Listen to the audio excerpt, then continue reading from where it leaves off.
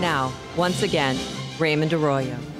Welcome back to The World Over Live. My next guest is the author of the new book, Truth Overruled, The Future of Marriage and Religious Freedom, and a senior fellow at the Heritage Foundation. He joins me to discuss the Supreme Court decision on same-sex marriage, what the court actually said, and what Americans may face in the wake of the ruling. Please welcome Ryan Anderson. Ryan, hey, thanks for being here. Thanks for having me. Hey, I want to start with this notion you express in the book that the court has redefined parenthood. Why is that a problem? Sure. Well, I mean, they redefined marriage, which entails redefining parenthood.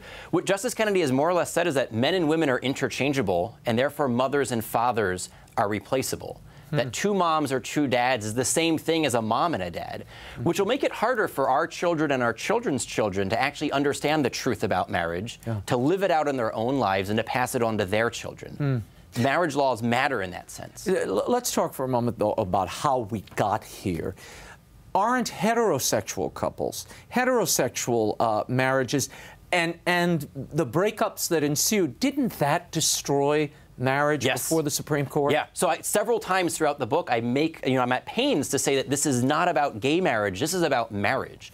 And it's only after 40 years of the sexual revolution in which heterosexuals bought into a bad liberal ideology that Anthony Kennedy could then legally redefine marriage. It's only after no-fault divorce, premarital sex, non-marital childbearing, and all of the other problems that heterosexuals did to marriage that Anthony Kennedy can then say, oh, the male-female thing, it doesn't matter either. So it's both a cause and an effect of the degradation of marriage. I read something in the Washington Post just a week or two ago, and it made a traditional argument for gay marriage. And the argument went something like this.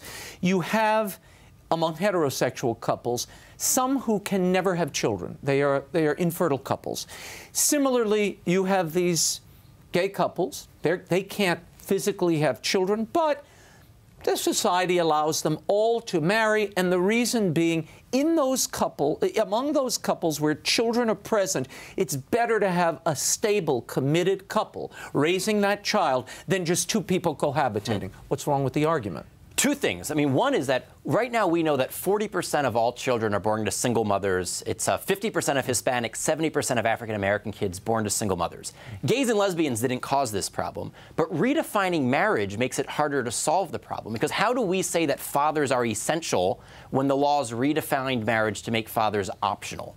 So that's one thing the Washington Post isn't really thinking about here, is that the law is a teacher, and the law is now teaching that two moms, two dads, same thing as a mom and a dad. The second thing here is the reality that many same-sex couples want to have, quote, a child of our own. And how do they acquire a child of their own? Assisted reproductive technologies, sperm donors, egg donors, surrogate wombs. And as we know, this fertility industry creates many more embryos than are ever implanted or are born. Now, you know how the argument goes. And again, I've been reading all of this reaction to the Supreme Court ruling.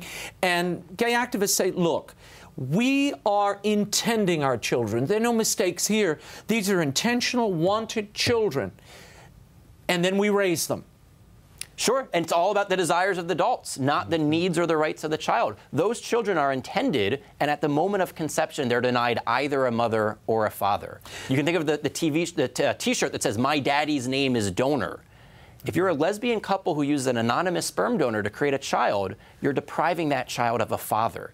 And that might not be in the best interest of the child. And we need to think about what's not just in the best interest for the adults involved, but also the children involved. Now, Anthony Kennedy, in his reasoning, though, used the children and said, wait a minute, you're dishonoring, you're putting this child at a distance by not allowing these parents to wed. Sure. In Chapter 7 of the book, I tell several stories of children who were raised by gays and lesbians who love their two moms, love their two dads, but say, I wish I would have had a mom and a dad. And one of them says that redefining marriage, the problem here is that it institutionalizes missing parents. And when I read that phrase, it jumped out at me. She was saying, if you grow up in a single-parent home, you grow up in a divorce home, divorce and remarriage, you're allowed to say, hey, something went wrong and I'm suffering as a result. But now that marriage has been redefined, if you grow up with two moms or two dads, you're not allowed to say that. The law has now institutionalized your missing parent. Isn't this debate over, given that the Supreme Court has spoken in this way, isn't it really done? Not at all. I mean, that's exactly what all of the talking heads said to the pro-lifers 42 years ago after Roe v. Wade. Ryan, 42 years later, it's still the law of the land. It's still the law of the land, and yet the abortion rate has declined quite a bit. We shouldn't discount the progress we've made. It's not where it should be, but pro-lifers have made serious progress. My generation is more pro-life than my parents' generation. More pro-life laws have been passed at the state and local level in the past decade than in the previous 30 years. Congress is on the verge of passing a 20-week bill. They'll likely do that later this fall, protecting children halfway through pregnancy. They should be protected at the moment of conception, but we shouldn't deny that the pro-life movement has made progress. What do you make of this AP poll that came out this week? 56% of respondents say when there is a conflict between religious liberty and gay rights, the government should give preference to religious liberty. 56%. Yeah. What does that tell you? That's the way it should be. I think a lot of these people have seen the story of the baker who was fined $135,000 for not baking a gay wedding cake. You know, I tell the stories of the baker, the florist, the photographer, the adoption agencies, Catholic charities, all of these people who have been fined by the government just because they believe marriage is a union of a man and a woman. Normal Americans think that's wrong. They shouldn't be penalized by the government. It's only the activists, the ideologues, who say, you know, you have to bake the gay wedding cake, you have to do the flowers for the gay wedding. Most people say we can live and let live. If you're in favor of gay marriage, bake a gay wedding cake. If you're not in favor of gay marriage, don't do it. And if you're a gay couple, go to a baker who celebrates your marriage and wants to bake you a cake. Why would you want someone to do this who doesn't want to do it? Where do you go from here? Where do those who oppose this gay marriage ruling go? I think the first step is we have to say that this ruling is not the last word. Anthony Kennedy does not get to decide the truth about marriage for an entire nation. I think the second thing is we insist that our freedom is protected. The pro-lifers made sure that no pro-life doctor would ever have to perform an abortion. We need to make sure that pro-life citizens aren't coerced. And step three, we have to bear witness to the truth. For 42 years, pro-lifers have been bearing witness to the truth about unborn life. We need to bear witness to the truth about what marriage is. Look, gay rights activists obviously did something right here in the way they framed the argument, advanced this notion, and let people see the human face of these couples. What did you learn, and others, from their example? Well, I think what they were very good at showing, you know, who's the victim here, and they were very good at intimidating people into silence.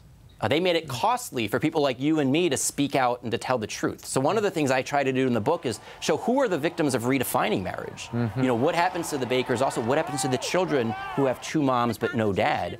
And I try to give people courage, show them how they can talk about marriage and defend it in the public square.